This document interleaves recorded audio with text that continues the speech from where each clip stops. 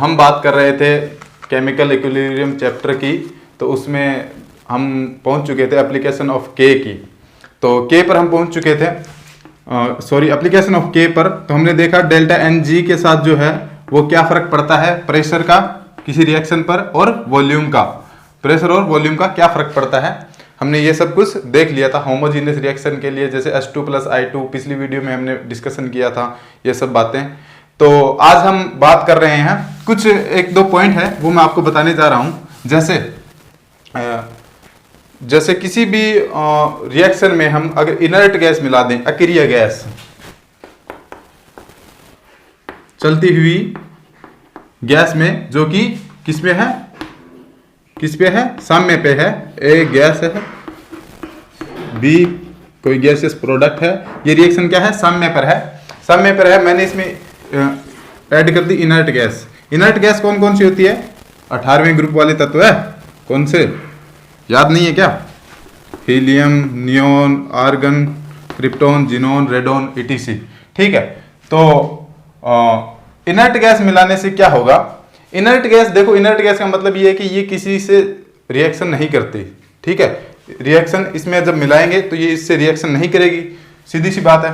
तो क्या होगा, किसी पात्र में है A के n मोल है, ठीक है, मैंने इनर्ट गैस मिलाई इस पात्र में A के n मोल में, ये A के मोल है n, इसमें इनर्ट अक्रिय गैस मिलाऊंगा। अक्रिय गैस किसी से रिएक्शन नहीं करेगी, लेकिन पात्र में टोटल नंबर ऑफ मोल तो बढ़ा देंगी ना, टोटल नंबर ऑफ मोल्स क्या हो जाएंगे, इंक्रीज हो जाएंगे। ठीक है, total number of mole increase हो जाएंगे। आप बोलोगे sir total number of moles तो इंक्रीज हो गए, इंक्रीज हो गए, इंक्रीज हो गए। C बराबर क्या होता है, सांद्रता, सांद्रता बराबर N/V। ठीक है, तो आप बोलोगे इसकी कंसंट्रेशन बढ़ जाएगी, इसकी कंसंट्रेशन मतलब रिएक्टेंट वाले साइड की कंसंट्रेशन बढ़ जाएगी, तो रिएक्शन कहां भागेगी, आगे भागेगी और सामने खिसक जाएगा। लेकिन ऐसा नहीं होगा। क्यों नहीं होगा, क्योंकि हम सांद्रता जो लेते हैं, सांद्रता जो लेते हैं वो किसकी लेते हैं, किसकी लेते हैं भाई, सांद्रता रिएक्टेंट, कौन से, गैसियस, जो कि उसमें रिएक्शन कर रहे हैं, जो उसमें क्रिया कर रहे हैं, क्रिया में भाग ले रहे हैं। और भाग कौन सा ले रहा है, ए ले रहा है। जो इनर्ट गैस मिलाई है वो तो भाग नहीं ले रही, उसमें उसका कोई रोल नहीं होगा, वो सिर्फ मोल बढ़ाएगी। ठीक है, और ये सब कहां हो रहा है, कांस्टेंट नियत प्रेशर और वॉल्यूम पे हो रहा है ये सब। उस पात्र की, उस पात्र का टेम्परेचर एंड वॉल्यूम, नियत तापमान और नियत वॉल्यूम है। चलो ठीक है, इतनी बात होगी। अब जब मिलाएंगे तो फर्क क्या पड़ेगा, इसमें क्या है, पात्र में गैस है, गैस जो है ए वाली गैस है वो पात्र की दीवारों पर क्या लगा रही है, दाब लगा रही है, यानी पार्शियल प्रेशर ऑफ ए। ठीक है, ए के जो मॉलिक्यूल है वो क्या लगा रहे हैं, आंशिक दाब लगा रहे हैं। तो ये मुझे बताओ कि जब मैं इनर्ट गैस मिलाऊंगा, इनर्ट गैस यानी अक्रिय गैस जब मिलाऊंगा इसमें, तो उसके मॉलिक्यूल भी तो दाब लगाएंगे ना, दाब लगाएंगे। ठीक है, तो के बराबर क्या होता है, के बराबर क्या होता है, के सी, ये होता है ना, ये होगा, के सी लिखोगे तब। तो एक बात तो समझ में आ गई, सॉरी ए नहीं हो, ए होगा यहां पे। तो एक बात तो समझ में आ गई कि बी और सी की सांद्रता पे तो कोई फर्क नहीं पड़ेगा। सांद्रता पे फर्क क्यों नहीं पड़ेगा, क्योंकि ये जो मोल है वो सिर्फ रिएक्टेंट के लेने हैं, और रिएक्टेंट यहां पे क्या है, ए है।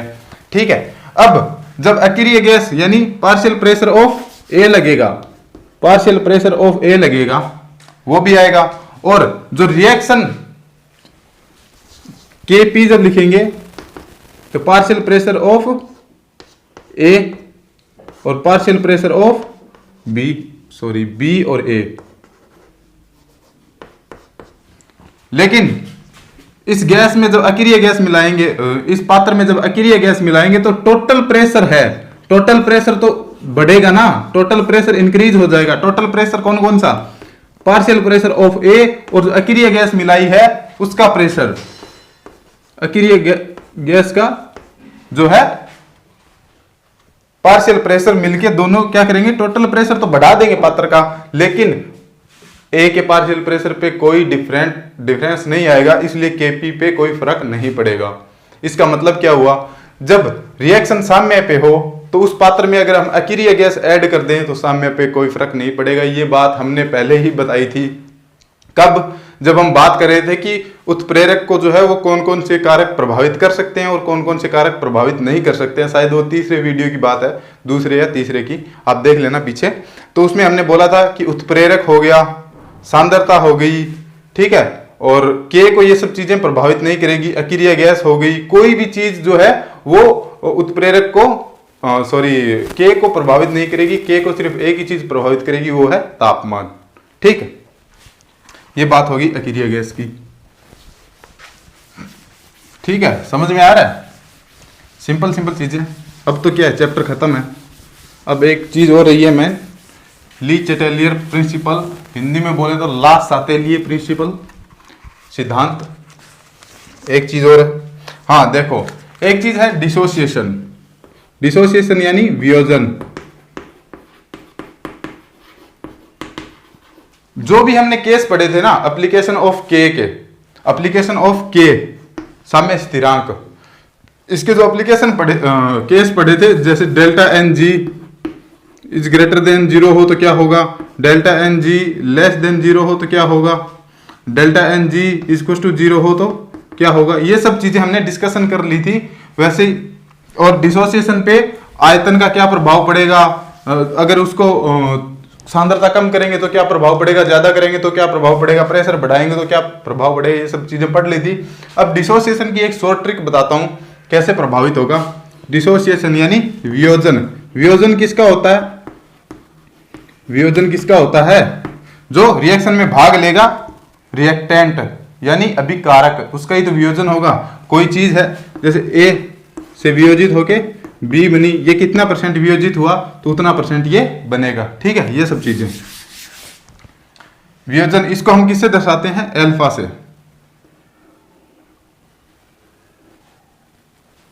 सॉरी, अल्फा, और ये होता है समानुपाती। ठीक है, अल्फा, इससे अल्फा से दर्शाते हैं। ये किससे? वी क्या? आयतन। शॉर्ट ट्रिक बता रहा हूं, आयतन। आयतन की power delta N G. Delta N G क्या पता ही है आपको? सम ऑफ स्टोइकियोमेट्रिक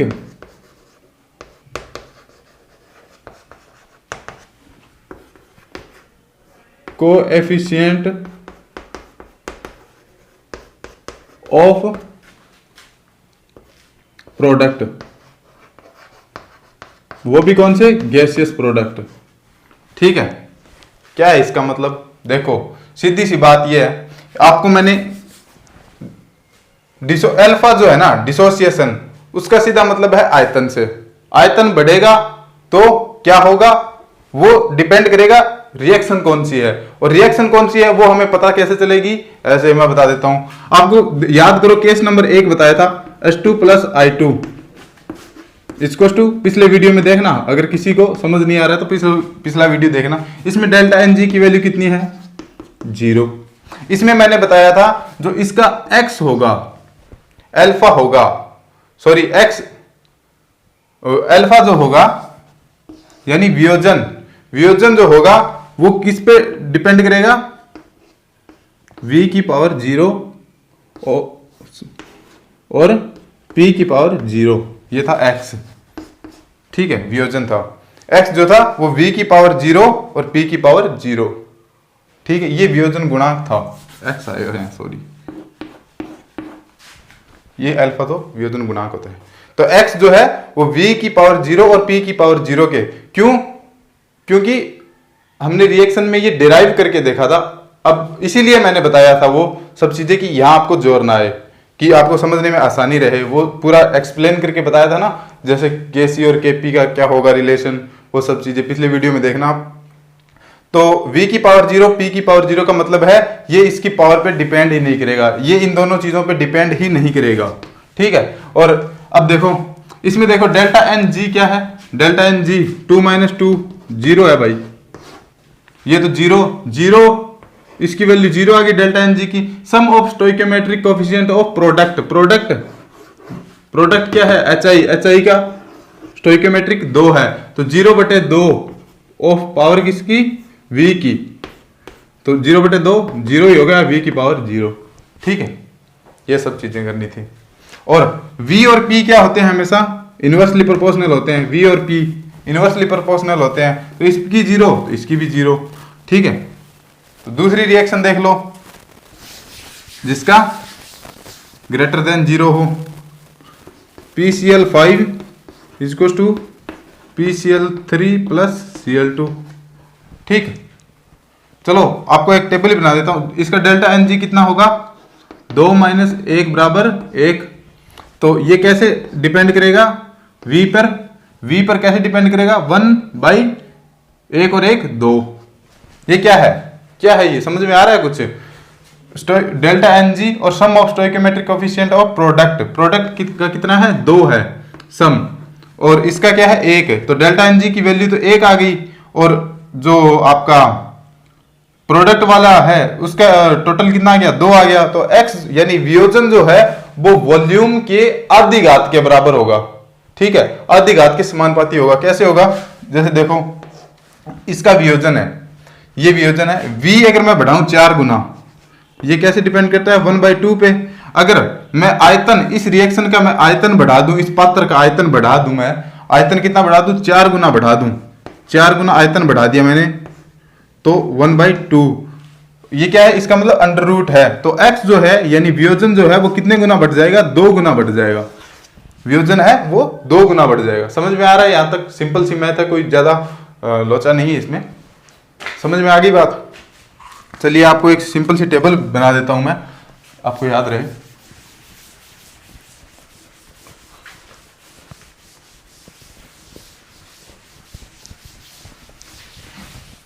चलिए,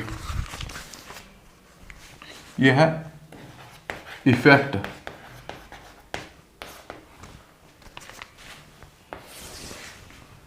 डेल्टा Ng बराबर 0। इसके लिए रिएक्शन कौन सी होती है,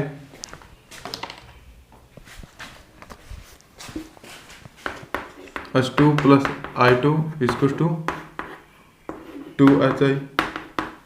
ठीक, delta Ng is greater than 0 और पॉजिटिव। ठीक है, पॉजिटिव यानी PCl5 equal to PCl3 plus Cl2। ठीक, delta Ng is less than 0 और नेगेटिव। ठीक है, N2 plus 3H2 equal to 2NH3। ठीक, देखो आपको बता ही दिया था रिलेशन कैसा होगा। x जो है वो कैसे डिपेंड करेगा इस पे, v की पावर 0 समानुपाती p की पावर 0। x जो है वो इस पे कैसे डिपेंड करेगा, v की पावर 1/2 और 1/p की पावर 1/2, क्योंकि v और p हमेशा क्या होते हैं, रिवर्स होते हैं। ये कैसे डिपेंड करेगा, x बराबर 1/v समानुपाती p, ऐसे डिपेंड करेगा। इसका मतलब क्या हुआ, इस पे ऐसे वाली रिएक्शन का मतलब ये नहीं कि यही सिर्फ यही रिएक्शन, इसका मतलब ये है कि वो रिएक्शन जिसका डेल्टा Ng 0 होगा। N2 प्लस O2 2NO, इस रिएक्शन का भी तो आपका क्या नाम से, इस रिएक्शन का डेल्टा Ng भी तो 0 है। इसका मतलब ये नहीं कि सिर्फ इसी रिएक्शन पे लागू होगी, मैं सिर्फ एग्जांपल के तौर पे ले रहा हूं, इस रिएक्शन पे भी लागू होगा ये सब। ठीक है, वो रिएक्शन जिसका डेल्टा Ng 0 से बड़ा है, वो रिएक्शन जिसका डेल्टा Ng 0 से छोटा है यानी माइनस में है, तो उस सब पे लागू होगा। इस पे फर्क नहीं पड़ेगा। इस पे आप वॉल्यूम बढ़ाओगे तो x बढ़ेगा, यानी पात्र का आयतन बढ़ाओगे। वॉल्यूम बढ़ाने का मतलब क्या है, वॉल्यूम बढ़ाने का मतलब है सांद्रता कम करोगे, या फिर आप प्रेशर कम करोगे, क्योंकि V और P हमेशा क्या चलते हैं, रिवर्स चलते हैं एक दूसरे के। क्यों, क्योंकि PV इक्वल टू nRT होता है ना। अगर इनको कांस्टेंट कर दूं तो P समानुपाती 1/V हो जाएगा। ये रिलेशन याद है ना, यही सब। ठीक, और ये अगर यहाँ पे वॉल्यूम बढ़ाऊंगा तो इसका वियोजन कम होगा। वॉल्यूम बढ़ाऊंगा मतलब सांद्रता कम करूंगा तो इसका जो x है वो बढ़ेगा, और जब p बढ़ाऊंगा तो भी ये बढ़ेगा, याद रखना। ठीक है। देखो P इंक्रीज किया तो X जो है वो अनचेंज्ड है। X मतलब वियोजन, अनचेंज्ड, ठीक है। तो इसमें X जो है वो डिक्रीज हो रहा है, इसमें X जो है P बढ़ाने पे बढ़ रहा है, क्योंकि P क्या है, समानुपाती है। V जब मैं बढ़ाऊंगा, V मतलब वॉल्यूम में, इफेक्ट में V जब इंक्रीज करूंगा तो X जो है वो अनचेंज्ड है, ठीक है। X जो है वो बढ़ेगा और X जो है वो कम होगा। और कितना कम होगा, कैसे कम होगा, वो आपको जब V कितना गुना बढ़ा रहा है, P कितना गुना कम कर रहा है, तो उस हिसाब से आपको देखना है। ये शॉर्ट ट्रिक है, आप नोट कर लो इसको, ठीक है। चलिए यहां तक दिख रहा है, इस कोने तक, हाँ ठीक है भाई। चलिए मैं रफ कर रहा हूं इसको।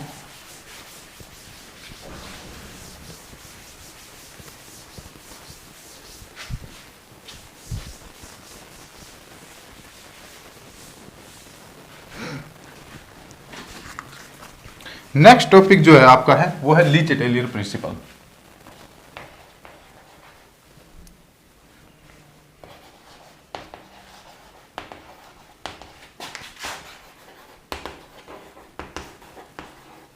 इसका मतलब है ला सातैलिए का सिद्धांत।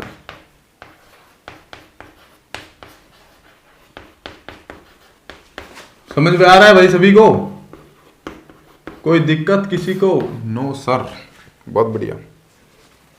देखो कोई भी सिस्टम है वो कहां पे है, साम्य पर। हम बात ही साम्य की कर रहे हैं तो सिस्टम की बात भी हम साम्य पर ही करेंगे, ठीक है। कोई भी चीज है जो किस पे है, साम्य पर है।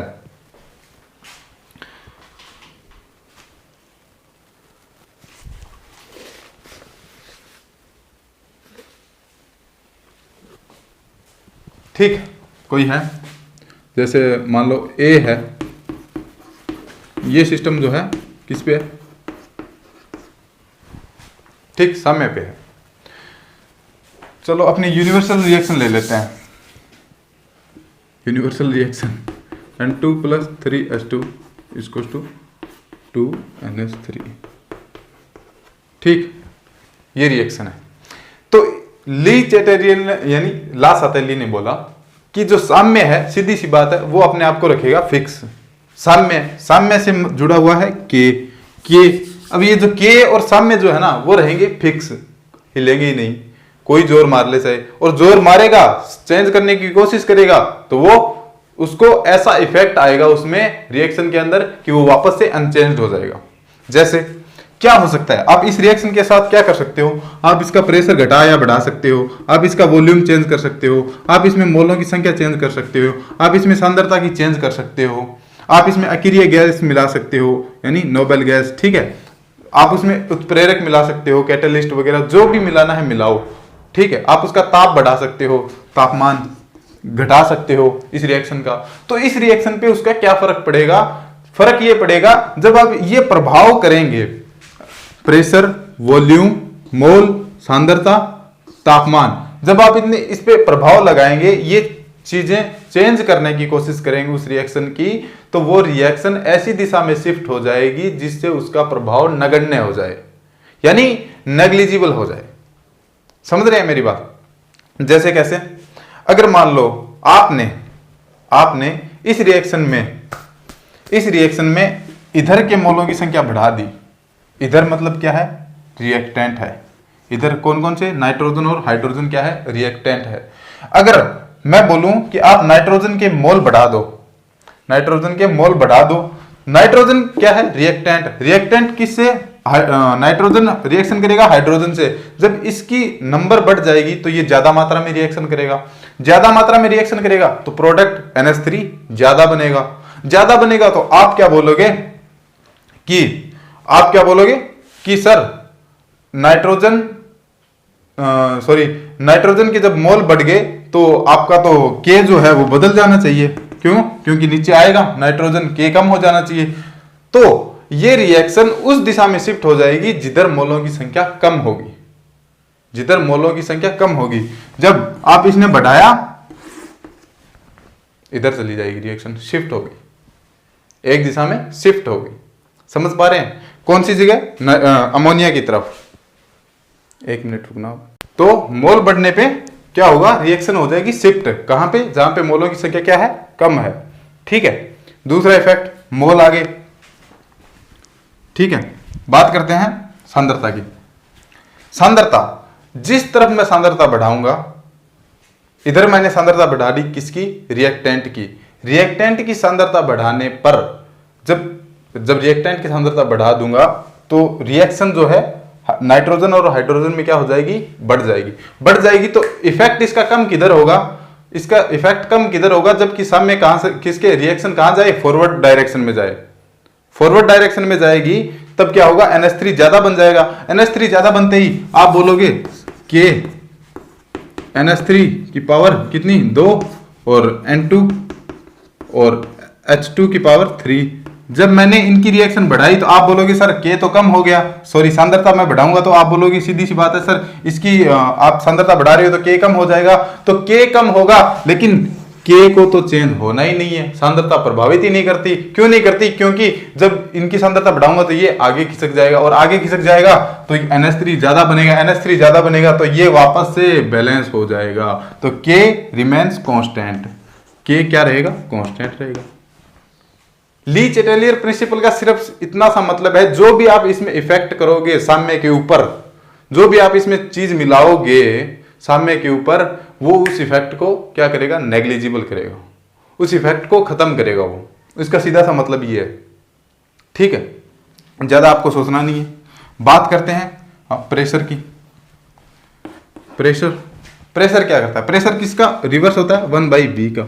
आप किसी चीज पे प्रेशर बढ़ा रहे हो, प्रेशर क्या कर रहे हो? बढ़ा रहे हो रिएक्शन के ऊपर। रिएक्शन के ऊपर प्रेशर बढ़ा रहे हो तो फट से बोलोगे V क्या हो जाएगा? कम हो जाएगा, वॉल्यूम कम हो जाएगा। और सांद्रता का फॉर्मूला क्या होता है? सांद्रता का फॉर्मूला N/V। ठीक है, V कम होते ही सांद्रता क्या हो जाएगी? प्रेशर बढ़ेगा, प्रेशर सॉरी चलो ऐसा मान लो, प्रेशर कम करने का कॉन्सेप्ट मान लो, एक बार ज्यादा समझ में आएगा। प्रेशर कम कर रहे हैं तो क्या हो जाएगा? V बढ़ जाएगा, V बढ़ जाएगा, V बढ़ेगा, V बढ़ेगा तो सांद्रता क्या होगी? कम हो जाएगी। सांद्रता कम होगी मतलब यूनिट वॉल्यूम में जो मोलों की संख्या है वो क्या हो गई? बढ़ गई, सॉरी कम हो गई। यूनिट वॉल्यूम में मोलों की संख्या क्या हो गई? कम हो गई, यानी कि सांद्रता कम हो गई। और सांद्रता कम हो गई, अगर इधर कम हुई है तो सॉरी यूनिट कंफ्यूज हो गया मैं खुद। वॉल्यूम बढ़ा, सांद्रता कम हुई, यानी इकाई आयतन में मोलों की संख्या क्या हो गई? कम हो गई। इकाई आयतन में मोलों की संख्या कम हो गई तो साम्य किधर खिसकेगा? कम हो गई।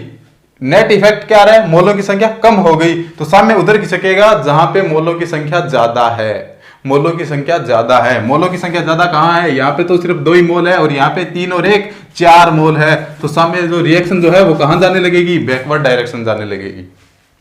रिएक्शन कहां जाने लगेगी? बैकवर्ड डायरेक्शन जाने लगेगी। प्रेशर कम किया था, बढ़ा दो। प्रेशर बढ़ाया, वॉल्यूम क्या हुआ?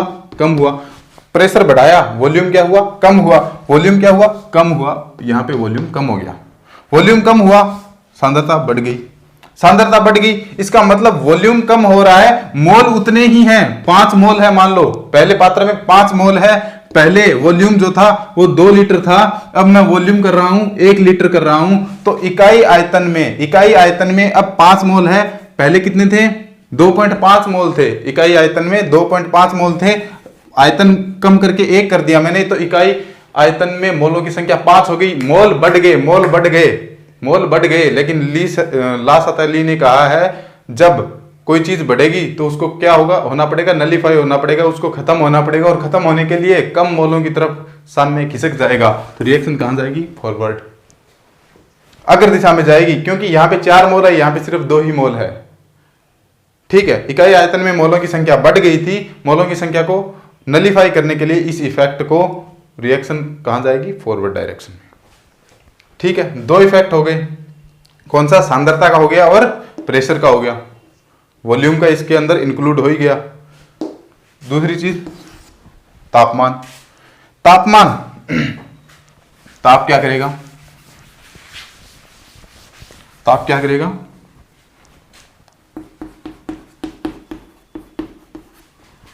तापमान। तापमान ऐसी चीज है, तापमान अगर बढ़ाओगे तो वो उस रिएक्शन को फेवर करेगा जहां पे हीट का लॉस हो रहा हो, हीट निकल रही हो। ठीक है, तापमान बढ़ा दिया, तापमान कहीं खर्च ही नहीं हो रहा, हीट की जरूरत ही नहीं है, तो फिर क्या ही मतलब। समझ रहे हो, तापमान उस रिएक्शन के लिए फेवरेबल है जो कि एंडोथर्मिक है। देखो कोई रिएक्शन है A plus B, A equal to B, और ये है x किलो कैलोरी। ठीक है, यानी इसका डेल्टा H जो है वो है नेगेटिव। डेल्टा H नेगेटिव है, मतलब ये क्या है, क्या है ये, एक्सोथर्मिक है कि एंडोथर्मिक है, एक्सोथर्मिक। ठीक है, एक्सोथर्मिक मतलब X जो है हीट वो है निकल रही है। ठीक है, हीट निकल रही है मतलब एक्सोथर्मिक रिएक्शन है।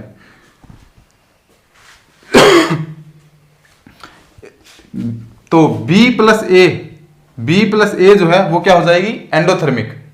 A प्लस बी जो है वो एक्सोथर्मिक रिएक्शन है, तो sorry A equal to B जो है वो एक्सोथर्मिक है, यानी ऊष्मा छेपी है। ऊष्मा छेपी मतलब ऊष्मा बाहर निकाल रही है। और B इक्वल टू ए जो है वो क्या हो जाएगी, उसकी रिवर्स हो जाएगी, एंडोथर्मिक, यानी ऊष्मा शोषी। ऊष्मा शोषी मतलब ऊष्मा का क्या करेगी, शोषण करेगी। ऊष्मा का शोषण करेगी मतलब वो ऊष्मा अगर मैं बढ़ाऊंगा, तापमान अगर बढ़ाऊंगा, उसको ऊष्मा के रूप में ऊर्जा दूंगा, तो वो क्या होगी, रिएक्शन फॉरवर्ड डायरेक्शन में जाएगी, मान लो जिसमें उसका फेवरेबल यानी उसकी अनुकूल स्थितियां है। ठीक है, कोई भी रिएक्शन हो, टेम्परेचर बढ़ाने पे वो उस दिशा में जाएगी जिधर ऊष्मा निकल रही हो। ठीक है, इस रिएक्शन में देख लो A इक्वल टू बी, अगर मैं इसका तापमान बढ़ाऊंगा, कोई रिएक्शन उसको छोड़ो, सीधी सी बात है, ऊष्मा छेपी और ऊष्मा शोषी, और ऊष्मा शोषी यानी एक्सो और एंडो। ठीक है, तापमान बढ़ाऊंगा, इसके लिए कोई काम की बात नहीं है, इसके लिए काम की बात है, बस खत्म खेल। ऊष्मा शोषी के लिए तापमान अगर आप बढ़ाओगे तो रिएक्शन जाएगी फॉरवर्ड डायरेक्शन, जिधर उसका इफेक्ट खत्म हो रहा हो। ठीक है, और तापमान जहां पे खत्म ना हो रहा हो वो ऊष्मा छेपी है। ठीक है, तो ये कॉन्सेप्ट था लाफातली का। जो ली चैटेरियल प्रिंसिपल जो है वो दोनों चीजों पे लागू होता है, दोनों साम्य पे लागू होता है, रासायनिक साम्य और भौतिक साम्य दोनों पे। ठीक है, चलिए हो गया आज का, छोटी सी वीडियो बनेगी आज। इससे आगे का पोर्शन है भौतिक साम्य, छोटा सा है, ज्यादा नहीं है, बस बिल्कुल आइस का एक H2O का हम एक एग्जांपल लेके जल्दी से उसको खत्म करेंगे, और उसके बाद चैप्टर फिनिश। आप न्यूमेरिकल लगाते रहिए, क्वेश्चन लगाते रहिए। तब तक के लिए नमस्कार, आज्ञा दीजिए, चलता हूँ।